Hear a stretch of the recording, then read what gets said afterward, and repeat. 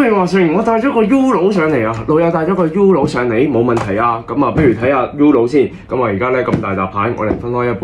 咁啊，問下老友先，玩 U 佬輸咗幾多錢啊？輸咗5雞幾嘢啊，同朋友。哇，老友玩 U 佬輸咗5雞幾嘢啊？咁而家信唔信有千術啊？都唔係好信啊。好啊，咁啊問下老友先，平時我哋幾多家人玩嘅一個 U 佬啊？都係4家人玩嘅 U 佬冇問題啊。咁啊，我哋而家都係循例洗下牌啦。咁啊，問下老友先，平時玩 U 佬中意攞咩牌啊？全部都係莊科。哦，老友中意攞全部莊科。咁啊，平時鄉下規矩係點啊？都係講緊派牌咯。但係咧2沓都要派㗎。哦，冇問題啊，2沓都要派。咁即係各派3張啦。